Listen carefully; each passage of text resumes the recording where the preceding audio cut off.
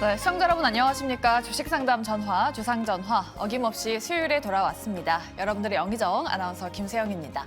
저희 주상전화 여러분들의 사랑에 힘입어서 7시까지 2시간 동안 함께하도록 할 텐데요. 저희가 좀 더 여유롭게 여러분들과 내일장 전략 그리고 여러분들의 종목 상담까지 도와드릴 테니까 오늘도 2시간 동안 함께해 주시기 바라겠습니다. 네, 오늘 시장 다행히 좀 혼조세로 마감은 됐지만 내 종목은 왜 안 가나 고민되시는 분들 많으실 것 같습니다. 그럴 때 저희한테 지금 바로 연락 주시고요. 저희 3가지 창구 열려 있습니다. 전화, 문자, 그리고 유튜브 창구인데요. 전화는 02-2000-4919번 그리고 문자는 샵 2034입니다. 지금 바로 연락 주시기 바라겠고요. 또 저희 여러분들의 포트폴리오 상담도 도와드리고 있습니다. 내 종목 전반적으로 상담받고 싶으시다 하시는 분들은 아래 나가고 있는 문자 그리고 이메일 주소 열려 있으니까요. 이쪽으로 많은 연락 부탁드리도록 하겠습니다.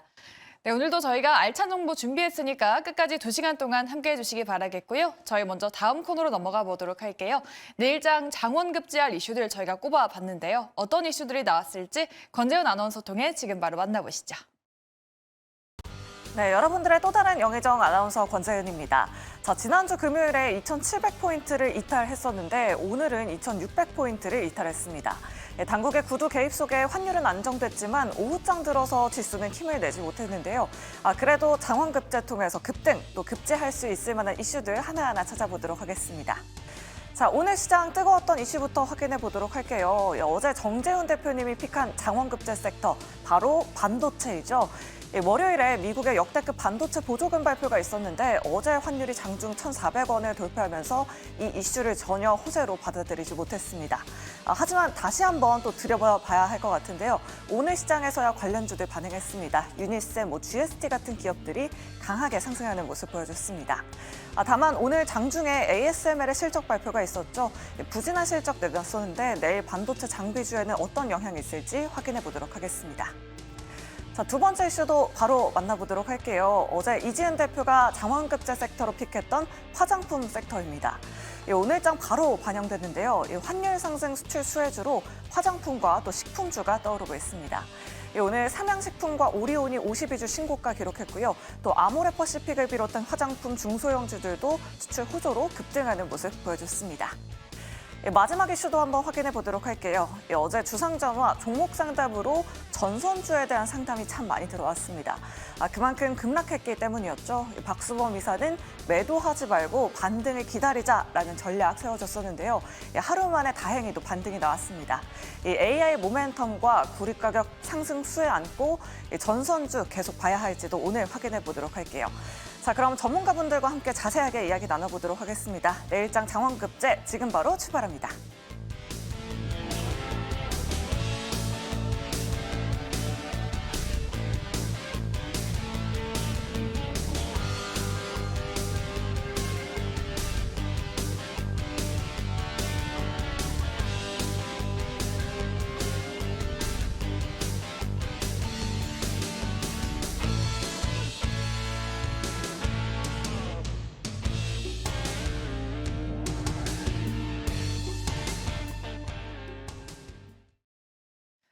네, 내일의 장원급제 시간입니다. 저희가 내일 갈만한 섹터들 꼽아봤는데요. 오늘 수요일은 이 두 분과 함께하도록 할게요.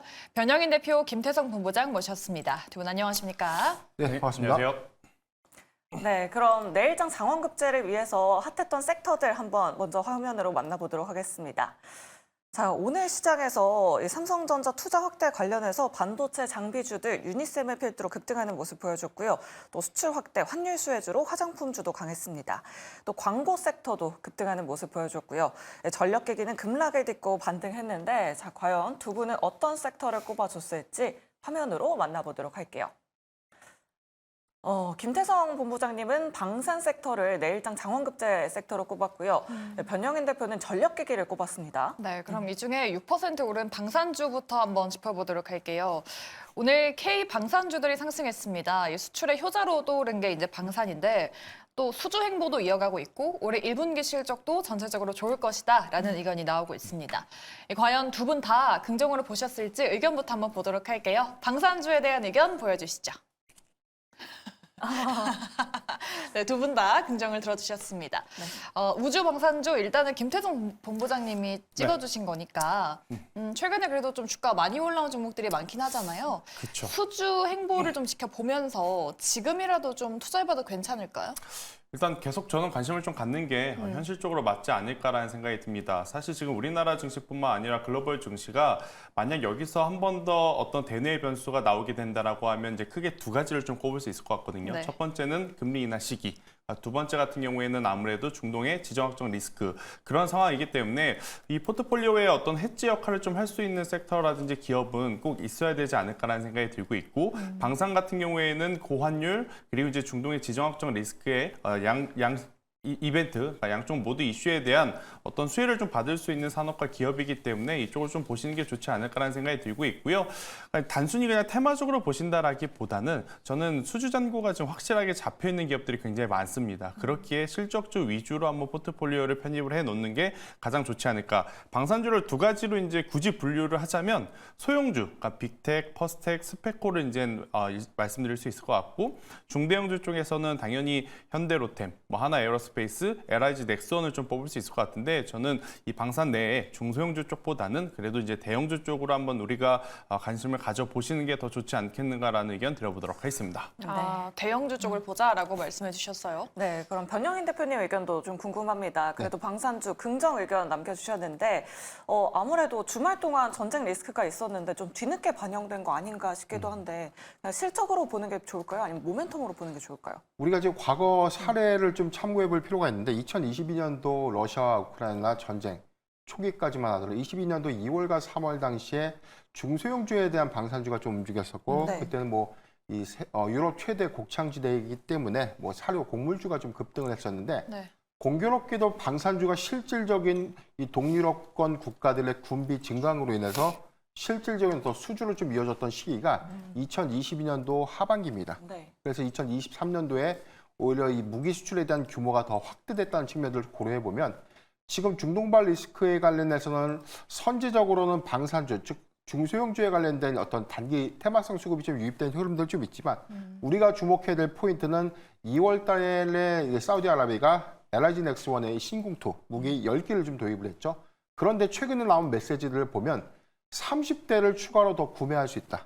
그래서 이 금액은 10조가 아니라 30조 원대 무기 수출이 좀 더 가능해지다는 뜻이고 현재 동유럽권에서 뭐 루마니아나 이 주변 국들의 경우에도 지금 K2 전차라든가 K9 자주포에 대한 도입들이 계속해서 좀 2차 수주 영향으로도 좀 작용하고 있죠. 그렇기 때문에 저는 중동의 특성상을 좀 고려해 보면 최근에 이란이 이스라엘에 대한 보복을 좀 강행했던 그런 단계적 무기도 이 지대공 미사일입니다. 그래서 미사일 방어체계 관련된 수요가 추가적으로 좀 일어날 수 있다고 좀 판단되고 있고 아직은 여기서 더 전면전 양상으로 확전되지는 않았지만 만약에 이스라엘이 다시금 이란에 대한 이 군사시설에 대한 다시금 보복 예고가 있고 이후에 확대될 수 있는 무력 충돌 양상이 더 커진다면 저는 중동발 군비 증강은 조금 더 늘어날 수 있고 여기서는 미사일뿐만이 아니라 지상무기에 관련된 추가적인 수주를 좀 기대해 볼 수 있다는 관점에서 방산주는 중동 시장이 또 다른 어떤 시장 확대의 어떤 기회로 좀 작용할 수 있다고 저는 판단해 봤습니다. 네, 알겠습니다. 과거와 비교해 봤을 때도 방산주들은 충분히 모멘텀이 있다라고 이렇게 말씀해 주셨습니다. 자, 그렇다면 다음 섹터도 한번 확인해 보도록 할게요. 오늘 전력기기 섹터가 어제 급락을 딛고 그래도 반등을 해줬습니다. 어제 저희 또 종목 상담에서 전력기기 그러니까요. 업체들 상담이 또 많이 들어왔잖아요. 네, 그렇다면 두 분의 의견부터 먼저 확인해 보도록 할게요. 화면으로 만나보시죠. 네, 전력기기에 대한 의견은 두 분 다 긍정을 주셨습니다. 네. 근데 워낙에 또 전력기기 관련주 어제 급락을 했는데 네. 과연 이거를 좀 저점 매수로 활용을 해봐야 할지 뭐 아무래도 두 자릿수대로 급락한 종목들이 참 많았거든요. 본부장님 의견 어떠실까요? 일단 어느 타이밍에 지금 매수를 했느냐가 먼저 중요할 것 같아요. 네. 사실 이제 급락이 나오기 전에 매수를 하셨다라고 하면 어제의 조정이 굉장히 뼈아플 수밖에 없고 굉장히 지금 불편할 수밖에 없는 상황이 아닐까라는 생각이 드는데 정말 다행스럽게도 오늘 반등이 나와주긴 했습니다. 하지만 어제 이 조정이 나왔을 때의 거래량을 좀 넘어서는 대량 거래량이 터지면서 반등이 나온 종목은 아직 없다라는 것이 조금은 저는 찝찝하지 않을까라는 생각이 들고 있고요.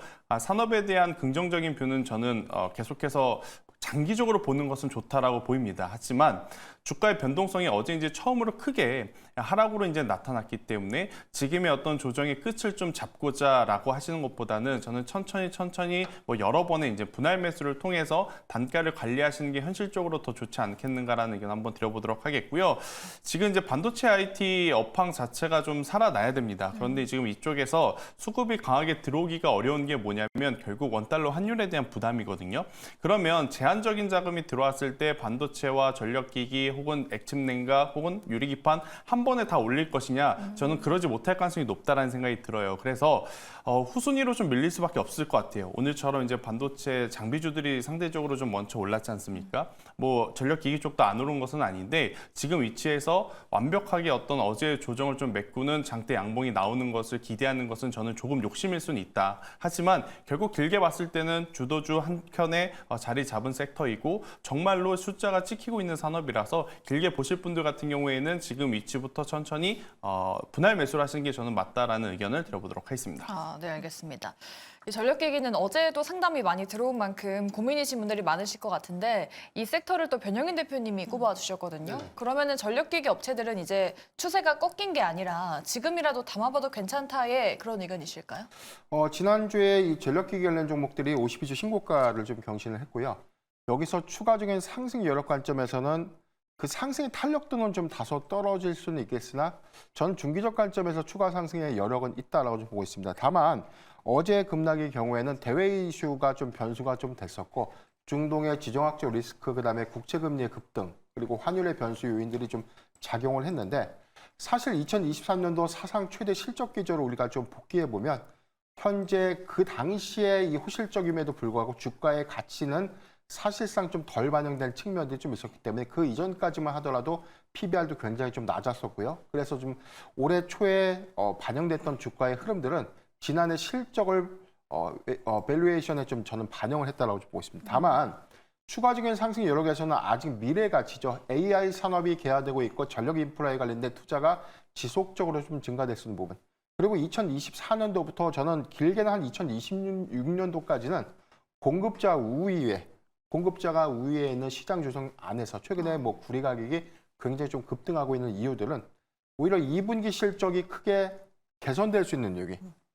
개선이 아니죠. 성장 플러스 성장의 관점에서 오히려 이익이 좀 더 확대될 수 있는 요인들을 주목해 본다면 저는 중소형주, 특히나 전선주의 경우에는 영업이익률을 좀 제가 고려를 해보자라고 좀 말씀드렸는데 최근 사업보고서의 재무제표를 우리가 확인해 보면 매출액과 영업이익률의 비율, 즉 영업이익률이 최소 10%에서 15% 정도에 형성되어 있는 전선주 내지는 전력기기주를 오히려 옥석가리 관점에서 좀 접근하는 것이 유효하다고 보고 있고 지금 대표적인 종목에서 효성중공업의 경우에는 RSI 지표에서 과일량상에서 좀 단기적으로 좀 차익 매물 좀 소화하는 과정이다라고 보여지지만 저는 추세선은 현재는 좀 지켜주고 있다는 관점에서 30만 원 초반, 그러니까 31만 원 미만 구간은 전 분할 매수가 좀 가능하다라고 보여지고요.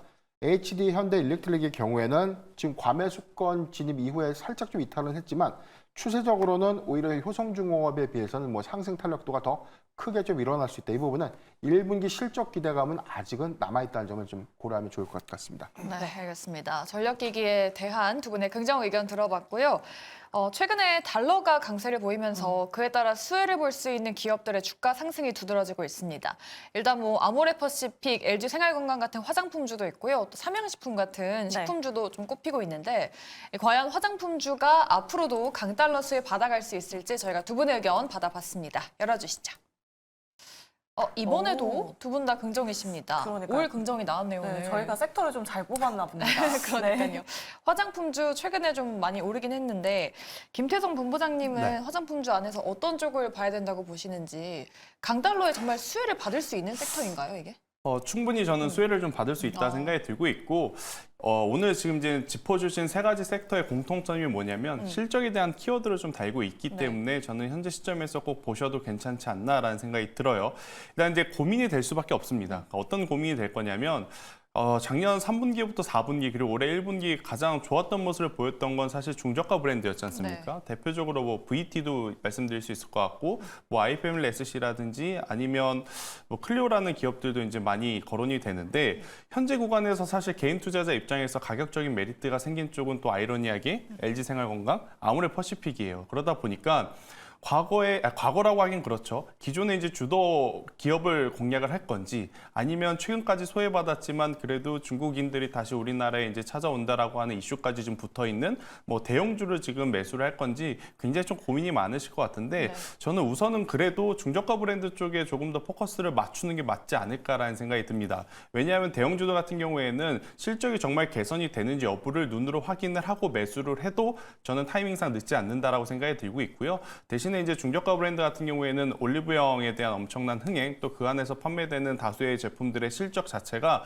작년 안에 굉장히 좋았고 또 올해 1월부터 3월까지 수출 데이터 기준으로 반도체보다도 자동차보다도 앞서 있는 쪽이 화장품주였기 때문에 저는 이쪽에서 계속 좀 힌트를 찾아봐야 되지 않을까라는 생각이 들어서요. 대표적으로는 저는 VT 혹은 이제 클리오와 같은 기업들을 보시는 게 가장 유리하다라는 의견 드려보도록 하겠습니다. 네. 중소형주 꼽아주셨네요. 좀 실적 시즌인 만큼 클리오랑 VT 한번 눈여겨보도록 하겠습니다. 네, 그러면 수출 수혜주로 오늘 또 삼양식품 그리고 빙그레가 52주 신고가를 기록했습니다. 이렇게 조용히 상승하는 종목들을 좀 잘 네. 잡아봐야지 수익을 또 챙겨갈 수 있잖아요. 맞아요. 이 부분은 또 변영인 대표님께 한번 여쭤보도록 할게요. 수출 상승 수혜주, 뭐 환율 상승 수혜주로 뭐 이런 식품주 지켜봐도 괜찮을까요? 최근에 수출 데이터들이 굉장히 좀 높아지는 수출 비중이 높은 기업들이 최근에 고환율 기조가 좀 유지됨에 따라서 이익 개선이 좀 더 빨라질 수 있다는 기대감. 이 부분이 최근에 뭐 자동차, 조선, 방산주 전통적으로 수출 비중이 높은 기업들의 수혜로 좀 전망이 좀 되고 있었고요. 여기서 오늘 뭐 식품주가 오늘 좀 강한 흐름들을 좀 보여줬는데 네.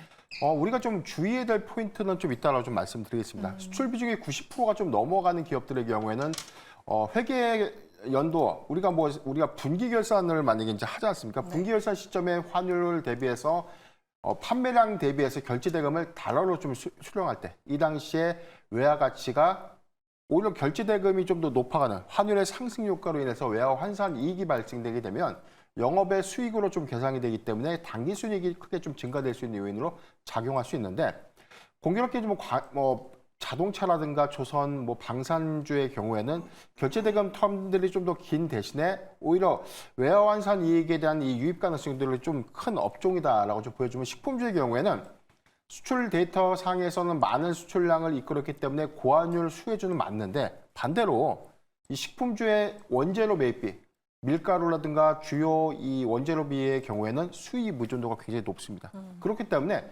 수입 의존도가 좀 높다는 것은 그만큼 비싼 달러를 주고 물건을 수입해야 되기 때문에 이게 과연 크게 좀 개선될 수 있는 요인이 있을까? 그래서 수출 판가가 좀 올라가는 대신에 매입비에 관련된 부담으로 좀 상기가 되다 보면 저는 이익 개선이 그렇게 좀 크게 작용하지는 않을 것이다라고 보여지겠거든요. 이게 우리가 일례사례에서는 2022년도, 2023년도 실적 보면 사료곡물주가 오히려 이익이 크게 증가한 것인가? 그렇지는 또 못했다는 점. 이런 것들을 우리가 좀 고려해 본다면 식품주의 경우는 단순하게 수출이 늘어난다고 해서 이 기대감에 우리가 트레이딩 하기보다는 1분기 실적 안에서 실질적으로 얼마만큼 외화 환산 이익의 증감폭을 좀 갖고 왔는지 이 부분이 굉장히 좀 중요한 체크 포인트가 아닌가라고 좀 판단해 봤습니다. 그럼 대표님은 식품주보다는 화장품 쪽을 더 관심 있게 지켜보시는 거죠? 화장품 섹터는 오히려 지금 우리가 1분기 수출 데이터를 봤을 때는 그 비중들이 굉장히 좀 높아지고 있기 때문에 물론 이제 내수 시장향보다는 이 국내 ODM사들의 경우에는 신규 고객사들의 유입이 북미나 일본, 동남아시아 시장의 판로가 좀 더 확대되고 있고